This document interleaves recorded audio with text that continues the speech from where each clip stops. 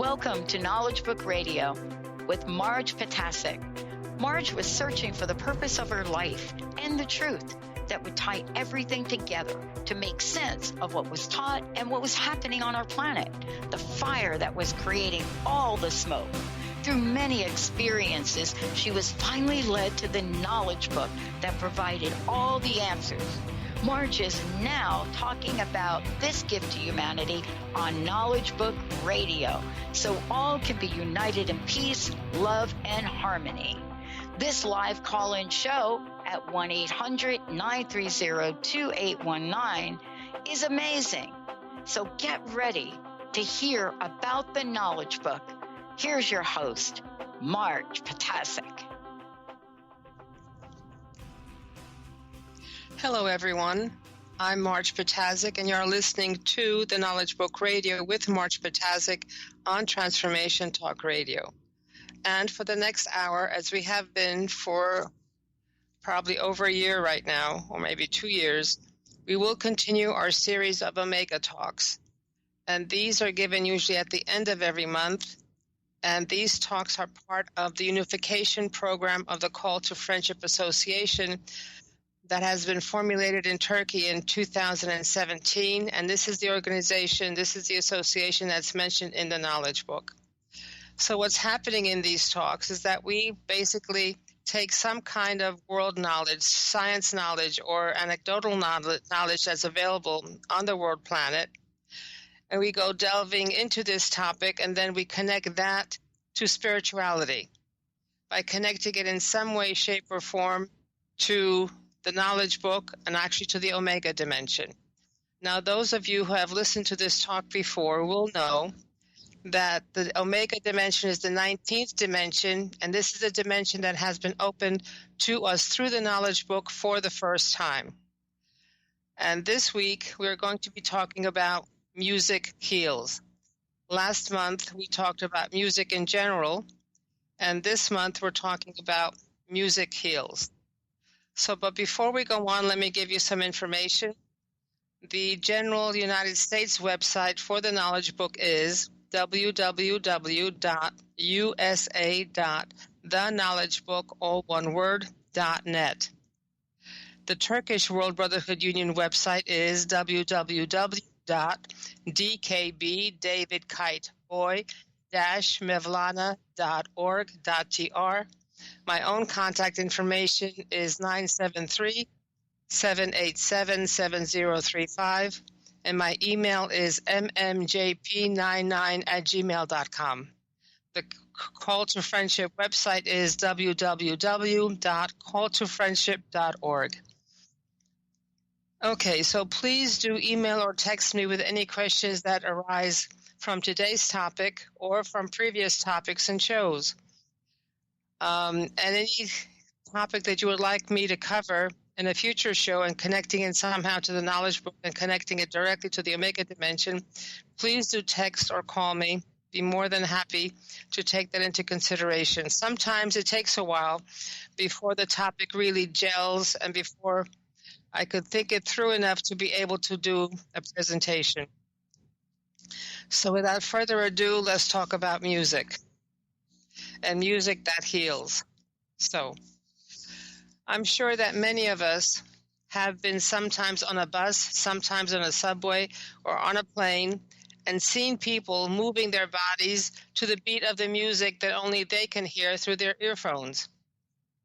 And those people sometimes have a very far away look on their face, as if they're in a different time and space, or they're actually in another world, no longer as part of the world that they're traveling in. Or on the flip side of this coin, have you been stared at while listening to your music because you did not manage to keep your body still and it moved to the music's rhythm despite all your efforts? I'm sure we've been on both sides of the scale here because music intrinsically has the ability to get us moving, to get the body moving in time and in rhythm and in step with the music.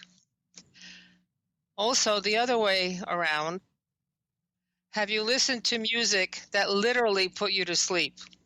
Now, recently, I've been looking on YouTube, and there was a Muppet skit where Victor Borge was the guest, and he actually was playing Beethoven's Moonlight Sonata. And his audience was composed of Fozzie the Bear, and there was a bust of Beethoven on the piano. By the time the skit was finished, both Fozzie the Bear, Beethoven's bust, and Victor Borge all were sleeping and snoring on the show.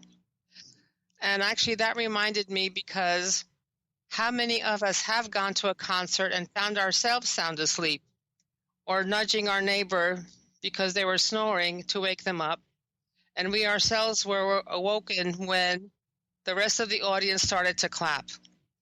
The music so relaxed us that we actually dozed off. So besides activating us, music has the ability to calm us. So, and also music has the ability to move us. Now, very popular aerobics classes or Zumba classes are very popular because the music removes the drudgery and the boredom of the exercises because of the lively music that is being played. And if you've ever been to an exercise that has a musical background, you forget about your pain, you forget about how sore your muscles are getting, you forget that you're out of breath because you're in time with the music, in tune with the music, and you can continue to exercise because the music is moving you on. So the music gets the body moving and keeps it moving even when we would have stopped. It gives us the energy to continue when our own energy has been depleted and our muscles are tired. Another example of this is the following. It's not an accident that soldiers going to war sang songs, that songs were sung while forging iron and steel. Because if you imagine the smiths, the ironsmiths, the swordsmiths actually sang a very prescribed tune with a very prescribed tempo, and each of the people who were responsible for hammering that hot steel or hot piece of iron needed to do it at a particular tempo and a particular strike point. So, and also, if you remember from some of the movies that we went to, slaves sang while manning the oars, held the ships. It allowed them to keep in rhythm so that all the oars moved at the same time in sync with each other, so that the boat actually moved forward and the oars were not entangled with each other. And it's not an accident that every nation has its own anthem. Every nation has its own particular musical accompaniment. And when the people are singing that song, they're singing the anthem, they're basically united in that music and as a nation. So the music basically motivated and orchestrated the activities by which or with which the music was being played. Now, music also influences and propels change. If you remember Pete Seeger, he died in 2014 or 2015. That's what he showed us. Seeger was a pioneer in the use of music to influence change. His combination of incredibly catchy melodies and thoughtful, socially conscious lyrics in songs, such as "We Shall Overcome," "This Land Is Your Land," "If I Had a Hammer," and "Turn, Turn, Turn," were a powerful influence on national movements, including the fight for civil rights, world peace, and environmental protection. So Seeger actually was best known for using music for social change. And an important part of his legacy is the potential for music to affect change on a personal level. When Seeger said, "This machine surrounds hate and forces it to surrender," he was throwing down the gauntlet. Music can heal. Now, in Tibetan Buddhism, enlightenment or Buddhahood is reached by following a very specific and graduated series of practices. Each practice has its own mantra, its own music, its own implements made of special materials, and its own form. Sometimes sitting still in a specific postures, sometimes doing a series of movements, and sometimes doing a corresponding dance. The practitioner moves on to the next practice once they have completed all the requirements and having shown that he has succeeded to his/her teacher. So this is a very gradual, very orchestrated and very supervised practice that allows people to go step by step up the evolutionary ladder, eventually leading to Buddhahood, so complete enlightenment. Now, the Knowledge Book on Fascicle 6, page 86 to 87, talks about meditation, which is what is happening in Tibetan Buddhism. And it talks about the prayer beads, or the malas in Tibetan Buddhism. Quote, "The prayer beads are the single tool used to integrate religious suggestions. Each bead of the prayer beads prepares your thought frequencies for a certain level. The concentration in moving every bead of the prayer bead will open the gate of the key that is given to you. That is, the prayer beads are nothing but an occurrence of meditation. But during meditation, you elevate your thought frequency yourself. However, with the prayer beads, you rise by pursuing other frequencies." So in other words, you could go higher than you normally would because of the mantra recitation, because of the prayers. I continue, quote, "Every hand transmits healing in accordance with the energy of the dimension to which it belongs. In each hand, there is an effect of electrical healing, little or plentiful. There are powerful healing currents in each frequency line in accordance with the stages of rising. You receive those powerful currents from the energetic points of the dimension that your brain energies enter. Whichever prayer you pray with the assistance of the prayer beads, your meditation at that moment will elevate you to that energetic dimension, but you have to know the origin of that prayer as well." Now, so each one of the mantras, each one of the texts, each one of the practices is the specific key, an index, a pathway that allows you basically a handle to the door of the dimension from which that prayer comes, or from which that mantra comes, or to which that mantra is connected. So as you're chanting, as you're working through these practices, you go up the scale, higher and higher practices, higher and higher frequency levels, and higher effect on you through these meditation practices. That's how they work. And that's how the lamas can achieve such high states. So to summarize, the multiple recitation of the mantras, prayers, texts raises our thought frequencies and purifies us, eliminating our negativities. And it is the negativities that basically make us sick. We enter higher dimensions and slowly progress up the evolutionary ladder. In so doing, it heals us and enables us to heal others. So it should surprise no one that music was and is currently used in both ancient and current times in healing ceremonies. Music in combination with dance was and is being used to put the shaman into a trance, connecting him/her to other dimensions and allowing the shaman to access energies and knowledge from those dimensions. The shaman, having received and connected with that knowledge and energy from that dimension, then knows what melody to sing, what instruments to play, what dance to dance, what medicines to give in order to seek that, to heal that sick person. So again, it is this protocol that the shaman follows that allows him to go into an altered state, and that protocol, that song, that drum beat allows him to jump into another dimension, collect the knowledge that's there, and bring it down and use it to heal the person in front of them. And that's why healing ceremonies change depending on the person that needs to be healed. Now, according to the Wikipedia, shamanic drumming disengages the brain's awareness of outside activities and blocks their input. So you're basically disconnecting, the shaman is disconnecting himself, herself from the current reality. Instead, it heightens activity in brain networks that help that brain to enter, quote, an internally directed conscious state, end quote. In other words, the rapid drum beat helps shamans to connect to their subconscious mind or connect to a dimension where the answers lie. Now, again, according to the Knowledge Book, like the prayer, mantra, text recitation, the shamanic practice has developed a certain protocol to connect with and get energies and knowledge from higher dimensions. This enables them to accomplish healing. To paraphrase the Knowledge Book, the higher dimensions send us energy pores, and each dimension has its own energy particles and knowledge that is contained in those energy particles. And when we are brains receive these energy particles, we can interpret them as ideas. So our brain are basically constructed in such a way that they have the innate capacity to receive energy particles and then interpret, translate, and transform energy particles into ideas. So this is how those individuals who go into trance, those individuals who are the mediums, who bring in knowledge from other dimensions, who basically teach us and who have given us knowledge from other dimensions, this is what they do.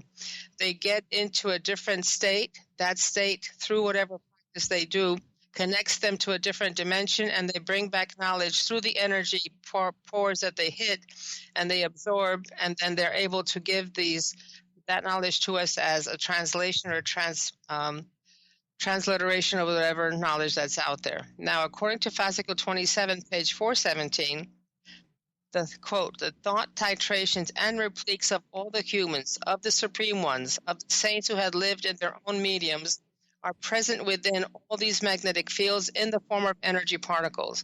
Nothing is lost in the universe. So where do these people, where do the mediums, where do the shamans, where do the lamas, where do the priests get the information? That is all out there. And depending on what frequency that particular person, that particular individual is able to reach, they are able then to access those energy particles, access those thought forms, and be able to then bring that to us. So basically, to paraphrase again, the magnetic fields hold all the knowledge of all times.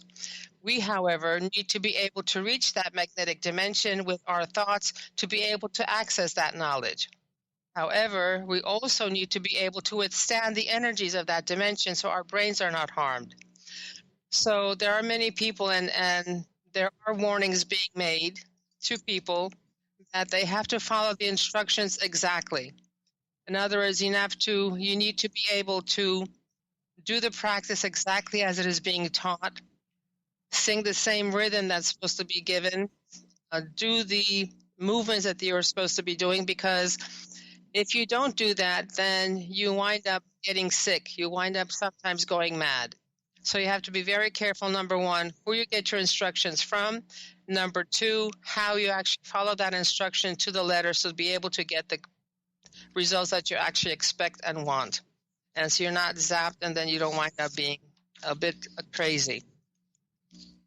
So what we've covered so far, basically, is what science would consider anecdotal knowledge, meaning there are no double-blind studies about what the work that that Pete Seeger did. There are no studies being made, double-blind studies that basically test the fact that people exercise more and longer during a Zumba class with music playing than not.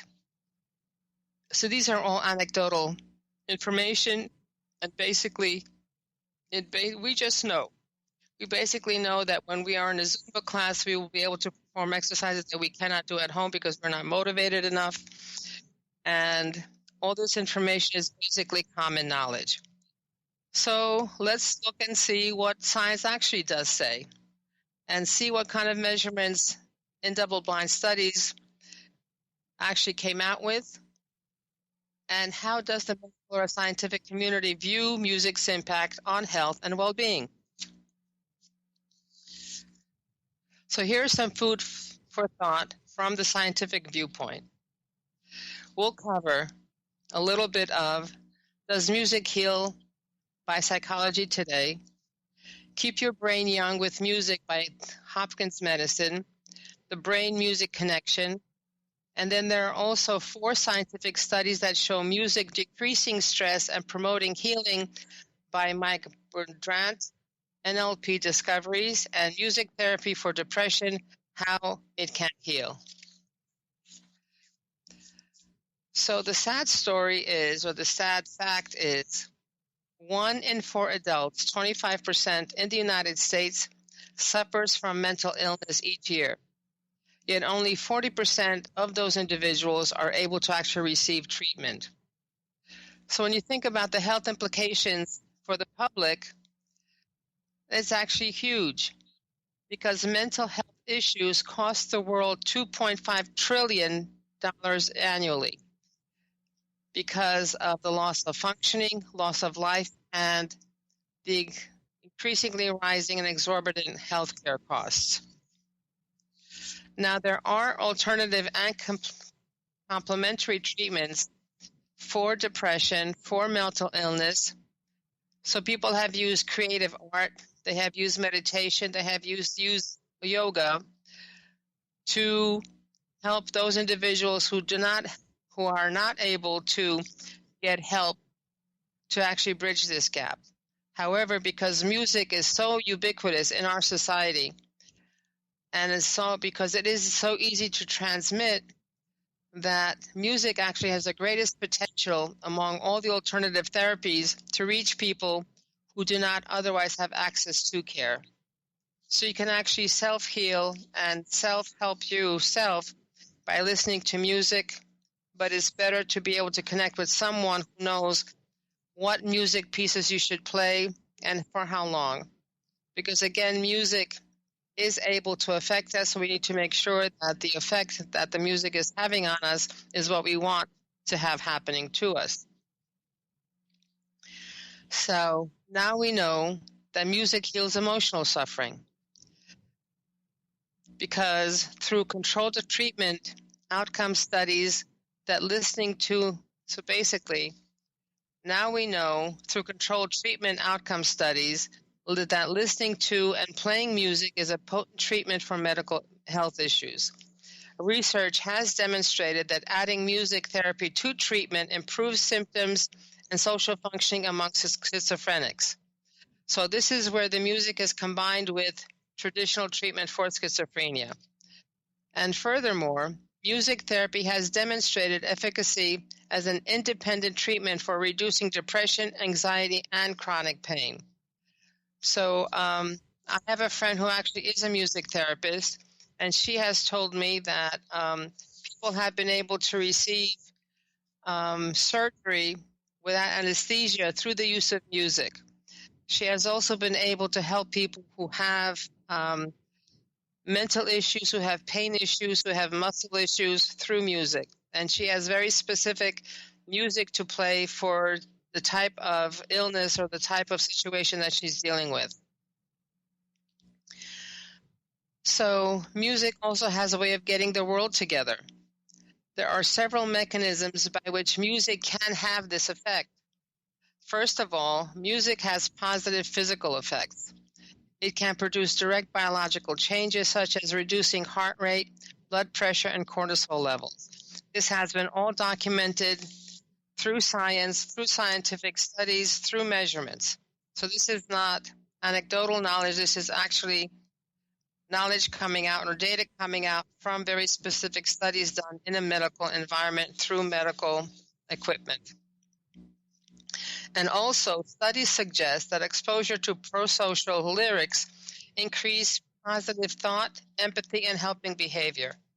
So basically, just by being able to be in a group, and that group is singing "We Shall Overcome," that in itself basically binds us together and allows us to basically have a positive thought, a positive outcome, feeling good about themselves and others, being empathetic to others, and being much more able to help other people.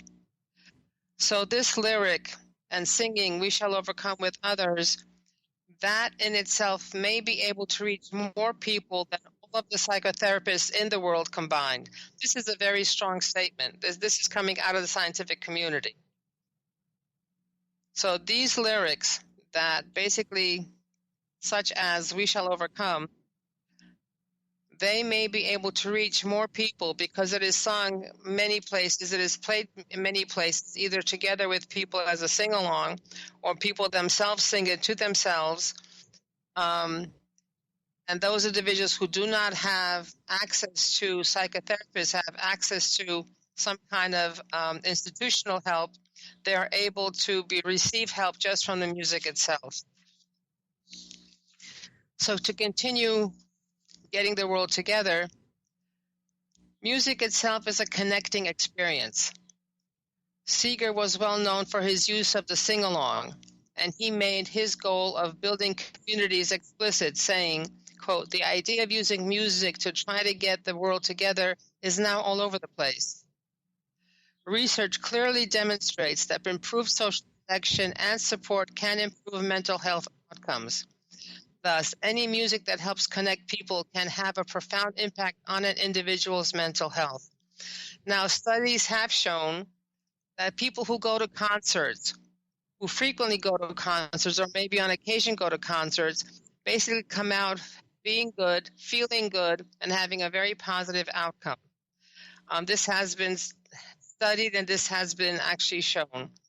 And when you go to a concert or when you're together in some kind of a concert, whether that's 20 people, 100 people, thousands of people, basically all the people in that group, in that audience, become one consciousness. They become connected to each other because they're all at the level of the music that is being played, whether that's rock, whether that's heavy metal, whether that's Beethoven or Mozart or whatever music that is being played. All the people in that audience are at one with the music and with each other, so they become connected. And that's the way the music actually is able to connect and heal people and leave the people feeling and being very positive. And again, research clearly demonstrates that improved social connection and support can improve mental health outcomes. So if you're connected to other people, if you're connected to others, if you have a social circle, if you're part of some group, that actually has been shown that you live longer, you live better, and you have a much more positive outlook. And of course, that has an impact on your mental health. So if you have a positive outlook, you will not be depressed because you will know whatever's going on. Now, the Knowledge Book explains that a person completely in tune with music has no thought and no negativity, and they therefore have reached the dimension of God. And on page 16, Knowledge Book states, I quote, "A whirling dervish in ecstasy reuniting with his love, his God, with the sounds of the reed flute, is the same as the lover dancing to the notes of music, and they are on the same frequency. They have reached the plane of love, art, and true love, which is the most supreme plane. The paths are the same. Music is universal. It assists to achieve ecstasy for every society according to their understanding," end quote.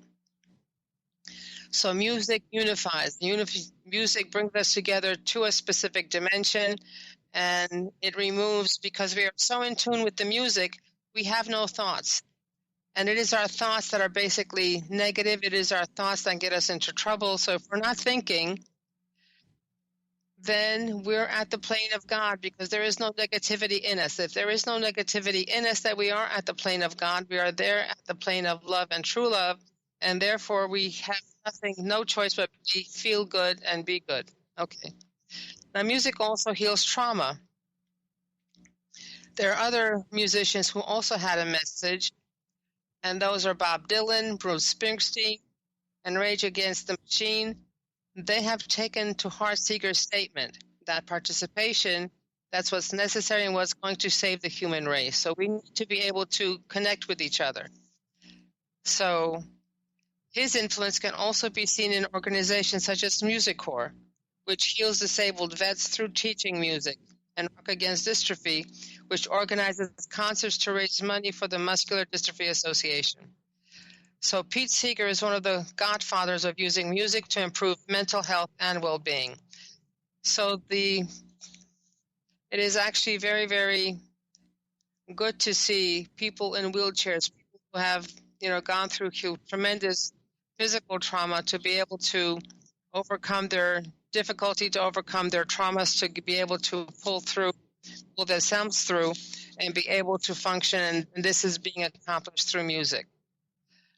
Now, Johns Hopkins Medicine also has recommendations of keeping your brains young with music. So if you want to exercise your brain, listen to music. Quote, "There are very few things that stimulate the brain the way music does. says one John Hopkins otolaryngologist. Continue the quote. If you want to keep your brain engaged throughout the aging process, listening to or playing music is a great tool. It provides a total brain workout. So if you want to exercise your brain besides thinking, besides Sudoku, or doing crossword puzzles, just playing music exercises your brain. Because research has shown that listening to music can reduce anxiety, blood pressure, and pain, as well as improve deep sleep quality, mood, mental alertness, and memory. So memory helps. Memory, this is something that I've been wondering how I can heal myself, because it's getting to the point where by the time I get from the bedroom to the kitchen, I've forgotten why I went to the kitchen. But anyway, so I have to figure out, ask my friend actually what I should play in order to be able to have a better memory. Now, so there is a brain-music connection.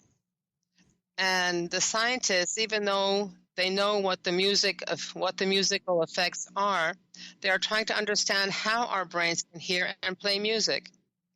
So when you think about it, you're listening to the music playing on the stereo system, and that system puts out vibrations. Those vibrations travel through the air, and somehow they get inside our ear canal. Now, there are little bones in the ear canal, so those vibrations that were produced by the radio or by the stereo system, they tickle the eardrum, and then that vibration then is transmitted and changed into an electrical signal, and that electrical signal then travels through the auditory nerve to the brainstem. And in the brainstem is where it is reassembled into something we perceive as music. So basically, what is being played on the radio or what is being played on your stereo system, we really don't know what that sounds like, really, because we can only interpret what we hear as music. We can only hear what the brain tells us we have heard. Now, John Hopkins researchers have had dozens of jazz performers and rappers improvise music while lying down inside an fMRI, which is a functional magnetic resonance imaging machine, to watch and see which areas of the brains actually do light up. Now, functional magnetic resonance imaging, basically what that does is when you're inside this magnetic field, that machine is able to see where the blood is going in the brain, because that's the area that needs the nourishment at that particular time to be able to function. So basically, these studies are mapping which areas of the brain are actually lighting up, and for them to be able to isolate what is happening in the brain and what parts of the brain are activated. Now, science already knows and has mapped the regions of the brain that has associated with certain functions and certain things that we do and how we do it. So they're beginning to understand how things are going on, but they really don't know what is going on or how it works. They only know that it does work. Now, I quote, "Music is structural, mathematical, and architectural. It's based on relationships between one note and the next. You may not be aware of it, but your brain has to do a lot of computing to make sense of it." And this is coming from an otolaryngologist. So in order for us even to hear music and understand what's going on, our brain needs to be able to do lots and lots of functions in order for us to be able to hear music. So just the very fact of listening to music activates the brain and exercises the brain. So the power of music, though, isn't limited to interesting research. So there are some recommendations for methods of bringing more music and brain benefits into your life. So in order to jumpstart your creativity, listen to what your kids or grandkids are listening to. And this is coming from experts. We usually get used to and continue to listen to the same songs and types of music that we did during our teens and 20s. And we generally avoid hearing anything that's not from any era, from our own era. So I feel good listening to the music when I was young. However, I'm finding that people who are currently young are listening to music that we had we thought we liked and we enjoyed, and music was popular during that time. However, newer music, for me, hip hop was a stretch. However, after a while and listening to it, I understood it and I am enjoying it. So when we go into new music or different kinds of music, if we're going into, let's say, a concert, I went to a concert once. It was a very modern concert with lots of dissonance and a lot of discord, where we're used to hearing music and it feels good to us to hear something that's melodic, something that is in harmony with itself. So we understand and accept certain harmonies, certain combination of notes as being pleasing. However, this particular composer put in disharmony, put in all kinds of noises, some drum beats, some beats of metal, some other kind of beats. It all formed a musical composition that was actually strange to me. But after listening to that composer for a while, I got used to it and was able to make sense of it and see some beauty in it. So because we're looking at new music, that new music challenges the brain in a way that old music doesn't. It might not feel good at all or pleasurable at all at first, but because it is unfamiliar, it forces the brain to struggle to understand the new sound. It forces the brain to actually work and therefore to make new connections in the brain. New connections are formed, new neurons are connected, and therefore brain stays healthy and your brain stays younger. Okay, so everyday brain boosts from music. If you want to remember something from long ago and having a hard time remembering that something from long ago, see if you can remember first music at the time. And I don't know if this probably is true for many people. If they hear a particular music or if they have, if they smell a particular smell, it brings them back to a time where that music was important. And that became part of the mechanism by which the brain formed a memory that stayed and got imprinted in the brain. So playing a music for the period in which you're trying to remember something, let's say you couldn't remember a person's name. However, if you remember the music at the time that they met them or the music that was playing at the time that you were talking to them, then maybe you will be able to recall that person's name because that person's name is connected to the music at the time. It's part of the memory package that was stored in your brain. So an example of this may be if you listen to a Beatles song, then it may take you back to the moment where you actually met your spouse, for instance. Or in my case, hearing a particular music basically brings me back to driving in upstate New York because we were going someplace and the scenery was beautiful. So we also need to listen to our body. We need to pay attention to how we react to different forms of music and pick the kind that works for you. So despite the fact that maybe hearing new music may be good for you, but if you can't get used to it, if this is something that is irritating to you, then don't listen.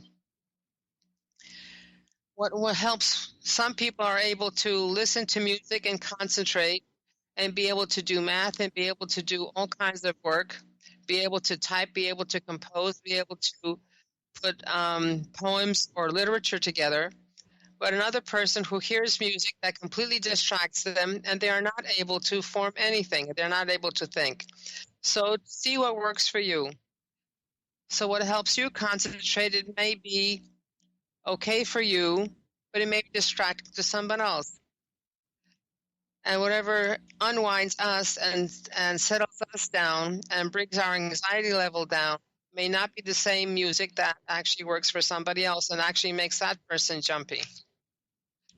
Now we'll go into the 4 studies that show music decreasing stress and promoting healing. So this is number 1 study at McGill University, a review that was done at McGill University in Canada. So a large-scale review was conducted by a team led by McGill University Professor Daniel J. Levitin, and this was the first of its kind.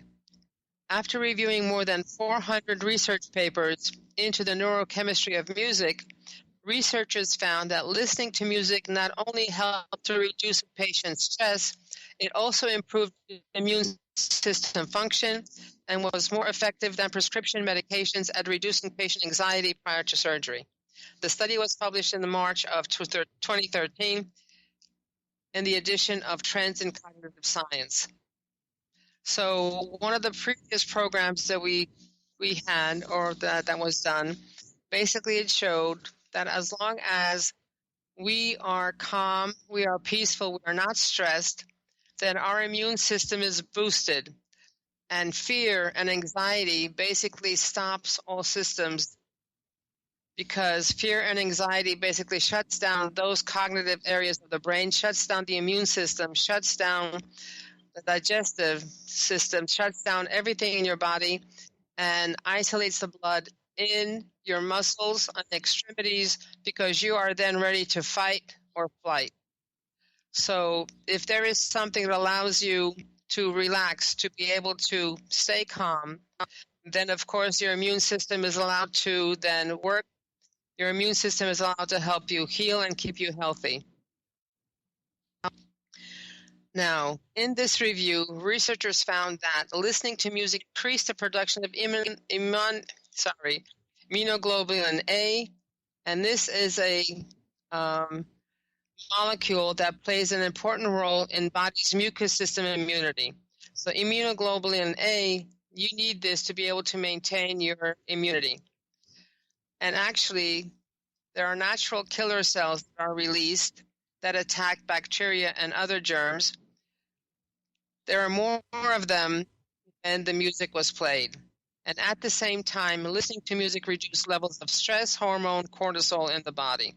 So if you're stressed, find yourself a piece of music. If you feel that you're getting sick, do find a piece of music that relaxes you, and stay calm and focused, and you'll be able to improve your immunity, improve your anxiety levels, and be able to stay healthy and regain your health. Okay, there was another study, and this study showed that music reduces anxiety levels of patients receiving ventilation. Now, in this study, researchers asked 64 patients on mechanical ventilation to answer what they call the Chinese State Trait Anxiety Inventory Scale before and after either 30 minutes of rest or 30 minutes of listening to music. Now, the patient's physiological indicators and resting behaviors were also recorded both before and after the study period. And what the researchers found was that participants who listened to music for a single session of 30 minutes showed greater psychological and physiological relaxation than those who simply rested without listening to music. This may mean that the music can help stave off or even prevent some of the potentially harmful physiological responses caused by the anxiety patients often experience while on a ventilator. So again, when we compare this study to what we know about what happens to our bodies under stress, then it makes sense that as if you are relaxed, then cortisol levels will drop and your physical effects caused by the cortisol will lessen. There is another study, this is study number 3. What they found is that music reduces agitation in dementia patients. So in a study published in the August 1st edition of Nursing Times, Nottingham University Hospital's nurse Jacqueline Craig found that music therapy helped to reduce stress and anxiety while helping to enhance emotional well-being and even help to increase social interaction. The study reviewed a number of scientific articles on the subject of music therapy as part of dementia care and found that patients showed improvement in anxiety and stress levels with a minimum of 2 30-minute therapy sessions per week. And besides the older population, it also is helpful to have music in the NICU, or the neonatal intensive care unit. So we have to be careful with recorded music, because recorded music may overstimulate the senses of the premature infants. Live music, meaning that music that's being played in the NICU unit, that has been found to be extremely effective. In a 2013 study published in Pediatrics, researchers found that infants in the neonatal intensive care unit showed positive physiologic and developmental outcomes when exposed to live music and interventions 3 times per week. So we know already that very premature infants or infants that are at risk for with some kind of a disease, when they are being held, when they're being talked to, already show improvement. But now it seems that in exposing them to music that is played locally, that also helps them. So what this study involved 272 premature infants with clinical sepsis, means infection in the blood, respiratory distress, or small or just for distress. Sorry. In other words, they were small for the age that they are. In the period during which rhythms or lullabies were played or sung, the infants experienced lower heart rates, better oxygen saturation, higher caloric intake, and increased suckling behavior. In addition, the live music or rhythms proved to be soothing to parents present for the study as well. So it's a good thing all around. Now, of course, music from all these studies, we can assume or we can deduce that music decreases stress and promotes healing. Music has long been considered to be one of humanity's greatest creative achievements. As it turns out, this creative force may have serious medical implications as well. Study after study has shown that music not only helps to reduce psychological stress, it can improve physiological symptoms, aid in healing, and improve immune function as well. Now, in the Knowledge Book on page 132, it says, quote, "Prepare your subsequent knowledge in accordance with the unknowns. Then you will receive messages of better quality. On this path, all the branches of art will assist you.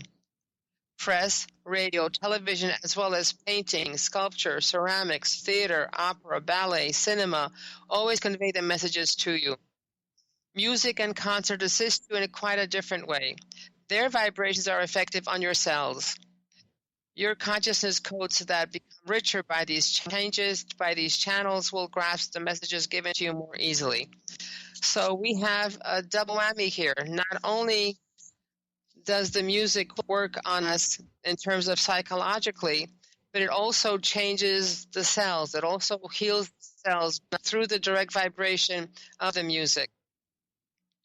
When we go to Turkey 3 times a year, and every one of the times that we go there, there is some kind of a music concert. And the music is loud and the music is beautiful. And basically our bodies are being rejuvenated, our bodies are being energized, and our bodies are being healed. Now, when we talk about depression, it is really sad that there is so much depression arising worldwide by leaps and bounds. According to the World Health Organization, globally, more than 264 million people of all ages suffer from depression. People with this most common mental health condition feel sad, tired, suffer from lack of interest or pleasure, have low self-worth, poor sleep pattern or lack of appetite, and are unable to concentrate. Depressions may soon become the leading cause of disability. Now, Jacko Urkala, along with 2 other researchers, compared the differences in outcomes when patients with depression were provided only standard care and with musical therapy. The results were published online by Cambridge University Press, and those who received music therapy plus standard care showed significant improvement in depressive symptoms than those receiving only standard care. So again, the fact that music is being given in addition to the standard care enhance that person's ability to heal and that person's ability to get better, and that person's being able to get out of depression. There was another study that was published in the Journal of the Arts in Psychotherapy, explored the lived experiences of people with long-term depression involved in a group musical therapy. In the interview by music therapists, psychologists, and researcher and participants, the participants described that music and songwriting in a group made them feel safe and happy. Music motivated them to join creative community groups. Creating new lyrics helped them enjoy and express their difficult feelings into words. Meaning creating lyrics allowed those individuals who had these feelings on the inside to basically bring them outside, relieving the negativity inside, relieving their non-positive feelings to the outside, expressing them and being able them to release them and be able to get back into a normal, even keel. So, to summarize the benefits of music as therapy for depression are: number 1, they decrease anxiety and stress. Number 2, they lower muscle tension. Number 3, they improve self-esteem.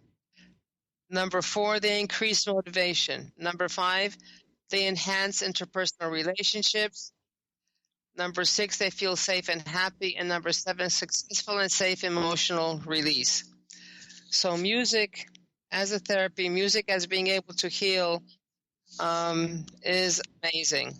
Now, we've actually reviewed a very small portion of what music can accomplish from the non-scientific or anecdotal side, and have seen that none of the scientific research has negated whatever our assertions were. In essence, the science has reaffirmed our understanding about how effective music is to achieve many states of relaxation, elevation of mood, reinforcing work ethic, imbuing energy, healing the physical as well as our energy bodies, and the list goes on and on. So the music is a motivator, the music is a regulator, the music is a motivator, the music is a relaxer. Now, science, however, has given no insight on how or why music is so effective. Neither does it even hint about its purpose. The Knowledge Book, however, does supply the answer. To summarize, we are in an accelerated evolution program where cosmic energies and frequencies, vibrations, or music are showering our planet to complete our evolution program. This is accomplished by a higher energy supporting and elevating a lower energy. What this means is there is always a person who is in higher energy level, and that person's responsibility and joy is to help another person at a lower energy to be able to get to a higher energy. Now, according to the Knowledge Book on Fascicle 20, page 290, I quote, if that person's universal, the 6 persons, if that person's universal channel is not opened yet, her constitution cannot purify the different frequencies it receives. In that case, people whose channels have already opened are sent to assist her. They transmit the energies they receive from their own frequency dimensions to the energies lower than themselves and wash away the negative energies causing the sickness of that person with their individual energies, and thus they create a medium of healing. The frequency of the person in question is reinforced by the mechanism and may be exalted to the medium of more advanced dimensions in accordance with the mission he will perform. So what makes us sick is negativity. And negativity is basically something that we've gone through that we have resentment for. If we're still in anger, if we're still in jealousy, if we're still in covetousness, if we are still thinking me, as opposed to we, then we are still in negativity. And that negativity impacts our bodies. That negativity basically keeps us at a lower energy level, keeps us at a lower evolution level, which means it keeps us sick. So higher energies, in conclusion, higher energies, whether it's in the form of a person, music, or cosmic energies coming in directly, have the power to heal by transmitting energies and frequencies to a lower energy form to remove the negativity causing the sickness. So healing is basically removing negativity, raising the energy and the frequency of that individual, raising their energy levels, because certain sicknesses can only live at lower frequencies. you get your body vibrating to higher frequency, that body will not be able to get sick because disease does not live at that frequency. However, when you think about it, the best and the safest form of healing is accomplished by reading the knowledge book, by writing the knowledge book and participating in the studies. Because with the knowledge book, every individual who is participating in the studies, who is reading and writing, they receive the perfect dosage necessary at the time that they are reading it, at their particular evolution, frequency, and energy level. And each person gradually has their negativity removed without any danger or shocks. And basically, the knowledge book accomplishes this feat because it, through the light photon technique, it basically, sorry, I'm running out of time. Through this technique, the knowledge book gives us whatever dosage we need at that time, so we don't need to depend on others and having them give us information, because the knowledge book directly gives us whatever we need, what we need, and when we need it. And now I think it is time to close, because it is time that my time is up. So again, my telephone number for contact is 973-787-7035. Email address is mmjp99@gmail.com. The Knowledge Book website is www.theknowledgebook.net. USA, theknowledgebook.net. And the Turkish World Brotherhood Union website is www.gkb-mevlana.org.tr. So thank you for listening. We'll see you next week or next time. You've been listening to Knowledge Book Radio with Marge Potasic. Marge was led to the Knowledge Book, a gift to humanity, and its time of transition to the Golden Age that provided the truth and energies and frequencies. Now, she shares information from and answers questions about the Knowledge Book with you each Tuesday at 1 p.m. Pacific, 4 p.m. Eastern on TransformationTalkRadio.com. For more information, visit Marge at usa.theknowledgebook.net.